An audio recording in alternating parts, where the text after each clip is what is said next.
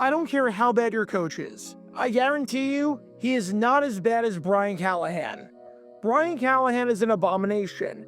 And I've typed the name Brian Callahan so many times over the last month that the B, C, and L keys on my keyboard are now broken and have wear and tear marks on them. That's how bad he's been, and that's how many insane decisions he's made in the month of September. We are not even a quarter of the way through the season, folks. He sucks that much. In week 1, he was overly aggressive for no reason, gifting the Broncos free points because instead of running the ball out of the back of his own end zone at the end of the first half, with the Broncos not having the appropriate number of timeouts to stop the clock, he decided to throw it.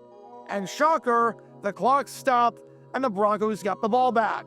You can learn more about that by clicking the card in the upper right corner.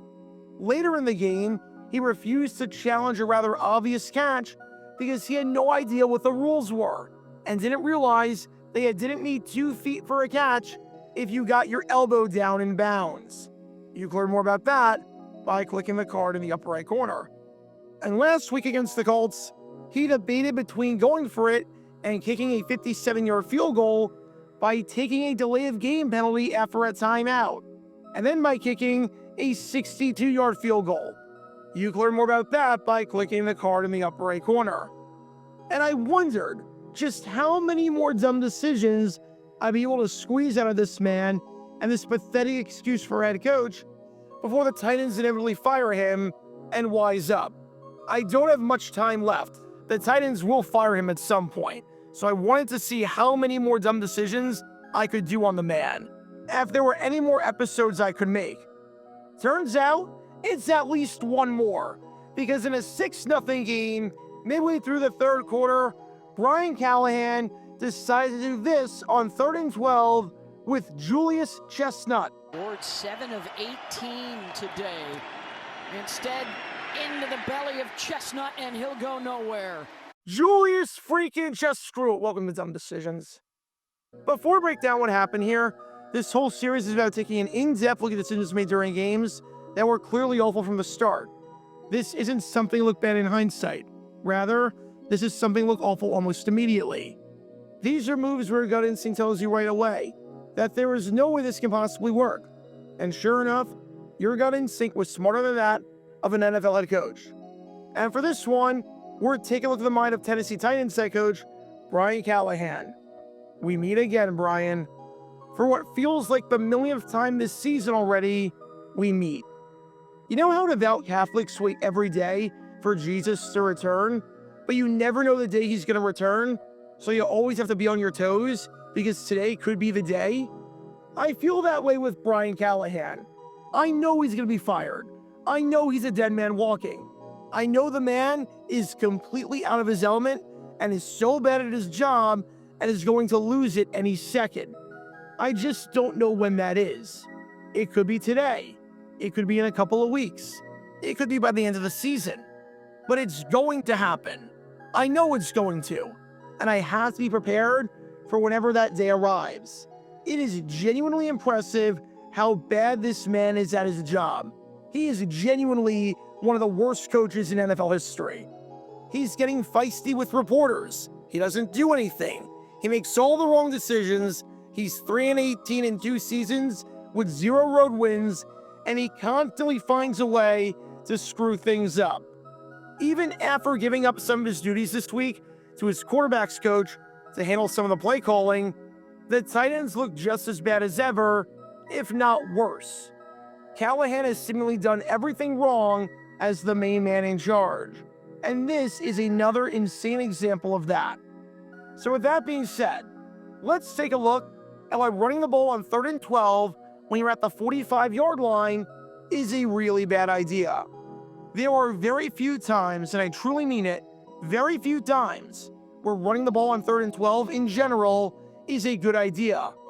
Back to your own 2-yard line, and you don't want a chance of sack or a holding penalty in your own end zone, and you just want some breathing room for a punt? Fine. Run it on 3rd and 12. On the 35-yard line, and you're in field goal range, and you don't want to risk a sack to get out of field goal range? Fine. Run it on 3rd and 12. The other team has no timeouts, and it's late in the half or late in the game, and you just want to bleed the clock, fine, run it on 3rd and 12. Other than a very specific set of circumstances, running the ball on 3rd and 12 is, generally speaking, a bad idea. You're not going to get the first down unless the defense is asleep or unless your running back turns into Superman. It's just not going to happen. So you know what? Let's hear it from Brian Callahan himself about why he decided to run the ball in this spot. Instead of me trying to speculate why he did it, since we've already established the fact that you shouldn't run 99% of the time on 3rd and 12, especially if your running back is Julius Chestnut, who this season has one run of more than 1 yard, why not hear from the mastermind himself? Take it away, Brian. Prove me wrong. Tell us the method behind your madness. It was a 3rd and 12, and the pass rush is ripping, and we're 30-some yards from the end zone. Those aren't really high percentage style throws or plays, so that's usually what the reasoning is. You get in those. We didn't earn a right to take a shot to the end zone. It was 3rd and 12, and so you try to be smart and not put the quarterback in harm's way, and kick field goal. So your grand plan was to run the ball on 3rd and 12 so that you could set up a field goal. Your grand plan was to do this so that you could get a field goal and have Joey Sly give you points for the first time all day and make it a 6-3 game. All right, I get it. You're off the hook. I understand the logic behind it. Maybe I'm being a bit too harsh on you, Coach Callahan. I think you've actually got the right idea with this. My apologies. Just out of curiosity, though, how did Joey Sly's last kick go? 41 today. It was 43. And he did it again. Pushed it right. Oh, he missed it. The 43-yard try was no good. Oof, that sucks. Well, just out of curiosity, what about the kick before that? How did that one go?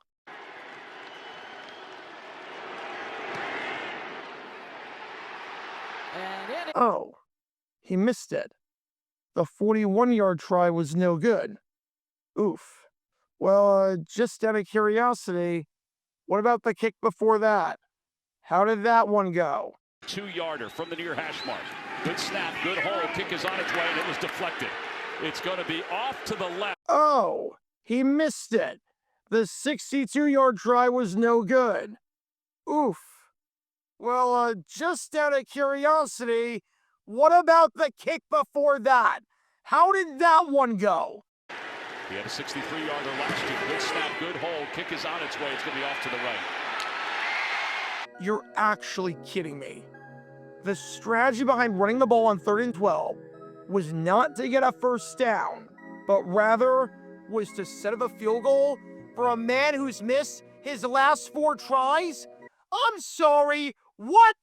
How does that make any sense? That's like having the 8-hitter in the batting order who's been playing well and hitting the ball well as of late, bunt to send the runner over with 1 out so that the number 9 hitter who struck out his last 10 appearances and is hitting .030 on the season can get a hit. It's not like you're trying this with Brandon Aubrey or Chris Boswell or one of those guys. You're trying this for a guy that's missed his last 4 tries.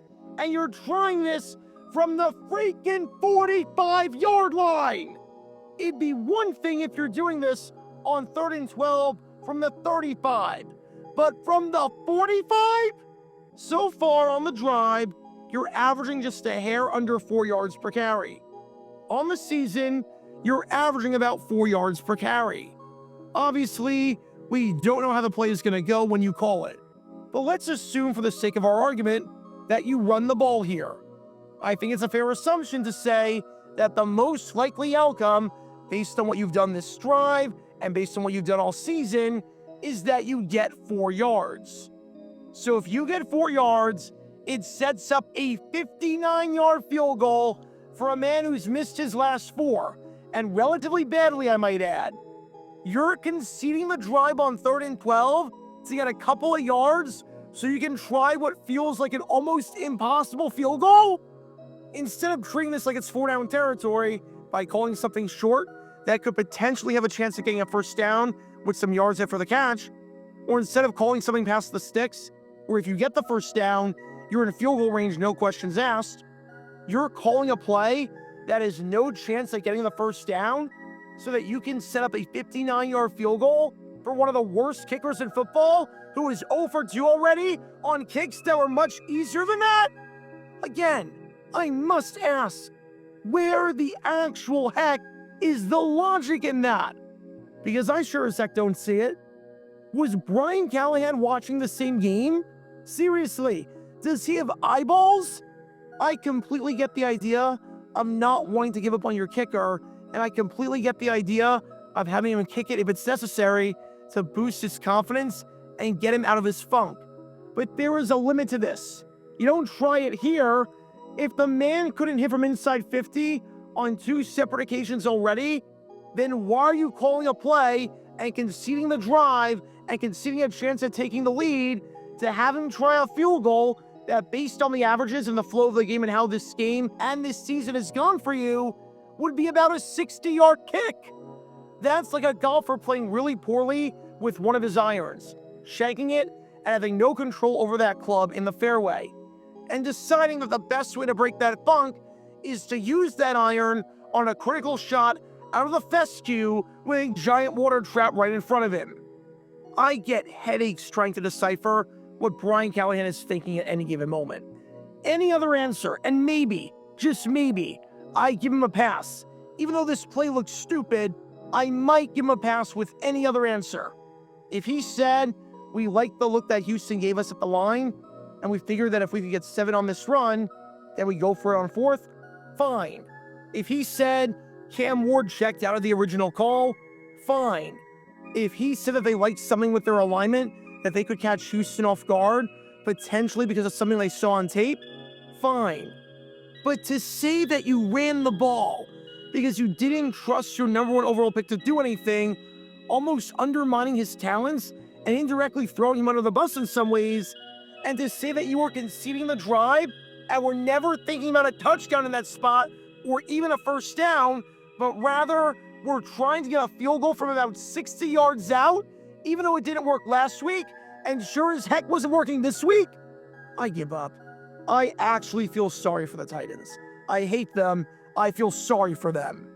It feels like I'm watching Urban Meyer all over again, with the excuses and backwards logic and mismanagement of his rookie quarterback and dysfunctional offense and feistiness and all that fun stuff. This is really bad to watch. The Titans are not a serious organization and will not be until Brian Callahan is fired. The Titans are not a functional organization and will not be until Brian Callahan is fired. The Titans are the worst team in football and will continue to be until Brian Callahan is fired.